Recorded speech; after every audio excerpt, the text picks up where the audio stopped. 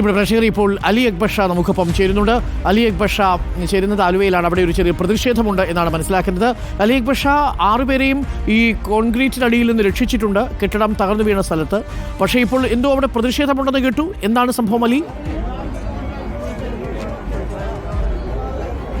അരുൺകുമാർ, ഞാനിപ്പോൾ നിൽക്കുന്നത് ആലുവയിലെ അപകട സ്ഥലത്താണ്. എനിക്ക് പിന്നിൽ കാണുന്ന ഈ ഭാഗത്താണ് ഈ അപകടം ഉണ്ടായത്.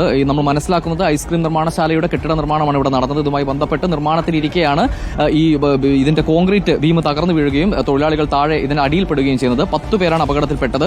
ഇതിൽ 5 പേർ നിലവിൽ ആശുപത്രിയിൽ ചികിത്സയിലാണ്. മറ്റുള്ളവർ ചെറിയ പരിക്കുകളോടുകൂടി രക്ഷപ്പെട്ടു. ഇപ്പോൾ നാട്ടുകാർ ചെറിയ രീതിയിലൂടെ പ്രതിഷേധം നടത്തുന്നുണ്ട്. കാരണം എന്താണെന്ന് വെച്ചാൽ ഇതിന്റെ നിർമ്മാണത്തിലെ അപാകതയാണ് ഇത്തരത്തിലൊരു വലിയ അപകടത്തിലേക്ക് നയിച്ചതെന്നാണ് നാട്ടുകാർ പ്രധാനമായും പറയുന്നത്. വലിയ രീതിയിലൊരു പ്രതിഷേധത്തിലേക്ക് MLA അൻവർ സാദത്ത് ഉൾപ്പെടെ ഈ സ്ഥലത്തുണ്ട്. നാട്ടുകാർ വലിയ രീതിയിൽ പ്രതിഷേധം നടത്തുന്ന സാഹചര്യവും ഉണ്ടായിട്ടുണ്ട്.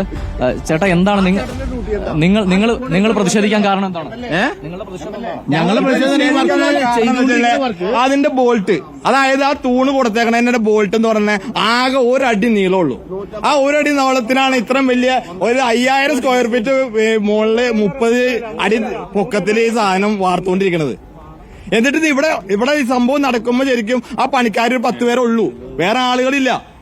ഈ സാധുവിനെ ഇവിടെ ആക്കിയേക്കാണ്. എഞ്ചിനീയർ ഇല്ല, ആരുമില്ല. ഈ സാധനം ഒരു 10 മണി 12 മണിയാണെങ്കിൽ ആ കിടക്കൊക്കെ മരിച്ചേനെ. ആരറിയാൻ പറ്റും? നാട്ടുകാർ പറയുന്ന ഒരു യാഥാർത്ഥ്യം. കാരണം ഇത്ര നല്ലൊരു സേഫ്റ്റി നമുക്കും പ്രതിപക്ഷം തോന്നുന്നു വെച്ചാൽ ഒരു സേഫ്റ്റി ആയിട്ടല്ല ഇതിന്റെ സ്ട്രെച്ചർ പണിതേക്കുന്നത്. അപ്പൊ അതാരാണത് പണിയതും ഇപ്പൊ അതിന് എന്താണെന്ന് വ്യക്തമായി അന്വേഷിച്ചിട്ട് അത് ഇതിനകത്ത് വീഴ്ചയുണ്ടെങ്കിൽ ആരാന്ന് വെച്ചാൽ ബന്ധപ്പെട്ട ആൾക്കാരെ നടപടിയോ മറ്റോ കാര്യം എടുക്കുന്നു. കാരണം ഇതുപോലെ എത്രയോ പാവപ്പെട്ട തൊഴിലാളികൾ വിശ്വസിച്ചാൽ ഇതിന്റെ മുകളിൽ കയറി പണിയെടുക്കാൻ. അവര് എവിടെയുള്ള ആളുകളായാലും ശരി, മനുഷ്യരാണല്ലോ. അപ്പൊ അവര് ഈ പറഞ്ഞ കോൺട്രാക്ടറെയും അതിന് ബന്ധപ്പെട്ട എഞ്ചിനീയർമാരും വിശ്വസിച്ച് അവര് മുകളിൽ കയറണേ. വലിയ ഭാഗ്യം കൊണ്ട് ഇനി അത്ര പരിക്കുകൾ എത്ര ഉണ്ടെന്ന് നമുക്ക് നോക്കിയാലും മനസ്സിലാക്കാൻ സാധിക്കും. പക്ഷെ എന്ത് സംഭവിച്ചാലും ഇനി പരിക്ക് കുറഞ്ഞാലും കൂടിയാലും ഈ അപകടം ഉണ്ടായത് അത് എന്തോക്കെ മിസ്റ്റേക്ക് ഉണ്ട്. കെട്ടിടം ആരുടെ ഉടമസ്ഥതയിലുള്ളതാണ് MLA?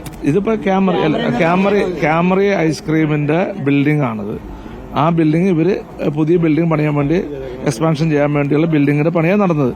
അതിലിവിടെ നാട്ടുകാർ പറഞ്ഞതുപോലെ തന്നെ, കാരണം അതൊരു നമുക്കാണ് ഈ സ്ട്രെച്ചർ പണിതേക്കുന്ന തന്നെ ഇച്ചിരി ഇതുണ്ട്. ഇപ്പൊ അദ്ദേഹം കോൺട്രാക്ട് ഇത് മാത്രമേ കോൺക്രീറ്റ് മാത്രമേ ഉള്ളൂ, അതിന്റെ സ്ട്രെച്ചർ പണിയാനൊന്നും ഇപ്പോഴും വ്യക്തമല്ല. അപ്പൊ അതുകൊണ്ട് അരുൺ, ഇതാണ് സാഹചര്യം. ഈ നാട്ടുകാർ പറയുന്നതും ഇത് തന്നെയാണ്. അതായത് ഈ അപകടം നടന്ന സ്ഥലം നോക്കിയാൽ നമുക്ക് മനസ്സിലാകും. വളരെ ചെറിയ ബോൾട്ടിലാണ് ഇത്രയും ഉയരത്തിലുള്ള ഈ തൂണ് വെച്ചിരിക്കുന്നത്. ഇത് നമുക്ക് ദൃശ്യങ്ങളിൽ കണ്ടാൽ വ്യക്തമാകും. ഇവിടുത്തെ കോൺക്രീറ്റ് ഇളകിയ ഭാഗത്ത് നാട്ടുകാർ ഇതാണ് കാണിക്കുന്നത്.